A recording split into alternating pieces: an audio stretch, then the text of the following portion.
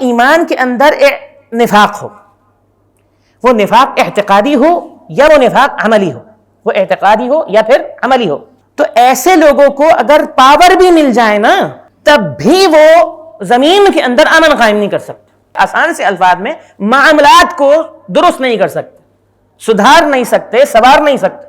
نہ معاشرت سدھار سکتے ہیں، نہ معیشت سدھار سکتے ہیں، نہ جو ہے وہ دیگر جو امور ہیں وہ سدھار سکتے ہیں.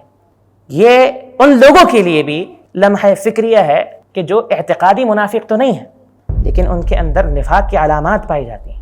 اور میں تعیین کے ساتھ کوئی بات نہیں کر رہا ہوں، لیکن آج جس وقت جس دور میں ہم جی رہے ہیں اس دور کے اندر ساری مسلم حکومتیں اسی کیٹیگری کے اندر شامل. وجہ کیا ہے؟ وجہ یہ ہے کہ جب دیکھتے ہیں کافروں کا پلہ بھاری ہے، یہود و نصارہ کا پلہ بھاری ہے، تو ان کے ساتھ شامل ہو جاتے ہیں، ان کے اتحادی بن جاتے ہیں. اس کے لیے اگرچہ انہیں اہل ایمان کے مخالف ہی کیوں نہ کھڑا ہونا پڑے. منافقین کا نفاق اگر ایک جملے میں سمجھنا چاہتے ہیں، ایک جملے میں، وہ ہے مفادات کی جنگ. بس جو منافقین اسلام کے لبادے میں مسلمانوں کو دھوکہ دینے کے لیے، ان کی صفوں کو کمزور کرنے کے لیے، ان کی جڑوں کو کھوکھلا کرنے کے لیے اسلام میں شامل ہوئے، اس میں ان کا مفاد تھا.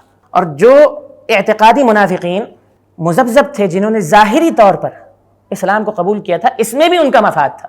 اور وہ مفاد کیا تھا؟ مفاد یہ تھا کہ جی ہمیں کوئی نقصان نہ پہنچے اور جو فوائد ہیں وہ انہیں حاصل ہو جائے. لہذا فرمایا کہ ان تولیتم، اگر تمہیں حکومت مل جائے اور یہ نفاق تمہارے اندر موجود رہا، ان تفسدوا فی الارض، کبھی بھی معاملات ٹھیک نہیں ہوں گے، زمین میں فساد ہی مچاؤ گے. وتقطعوا ارحامکم، اور یہ انتہا بیان کی ہے فساد فی الارض کی، انتہا یعنی بہت ساری چیزوں کو چھوڑ کر، بہت سارے پہلو ہیں نا، ان پہلوؤں کو چھوڑ کر یہ پہلو کیوں بیان کیا گیا کہ انسان کبھی نہ کبھی کسی نہ کسی موقع پر رشتوں کا پاس رکھ لیتا ہے. نفاق اتنی یعنی کریہ چیز ہے کہ انسان کے اندر رشتوں کا تقدس اور رشتوں کا بھی جو مان ہے وہ ختم ہو جاتا ہے.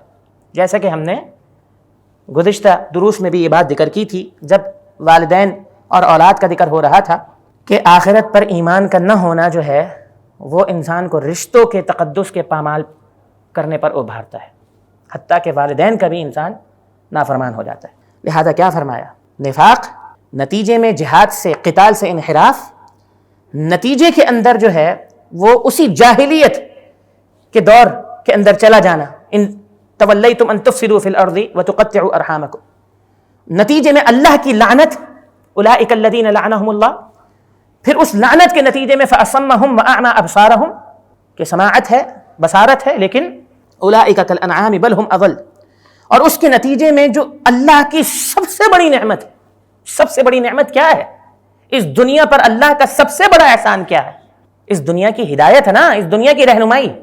آپ کسی پروڈکٹ کو بنا دیں اور اس پروڈکٹ کو یوز کرنے کا طریقہ نہ بتائیں، وہ یوز لیس ہے کہ نہیں ہے؟ اس پہ کتنے وسائل کیوں نہ لگائے ہوں، کتنی محنت کے ساتھ اسے کیوں نہ بنایا گیا ہو، استعمال ہی کرنا نہیں آتا. لہذا اللہ نے دنیا بنائی نا، انسانوں کو پیدا فرمایا، یہ اللہ کی پروڈکٹ ہے. تو اللہ نے اس دنیا کے اندر انسانوں کو کس طرح زندگی گزارنی ہے وہ قرآن مجید کی صورت میں نازل فرمایا تھا. اور نفاق کی سب سے بڑی خباثت یہ ہے کہ اس نعمت سے انسان محروم ہو جاتا ہے. افلا یتدبرون القرآن ام علی قلوب اقفالها.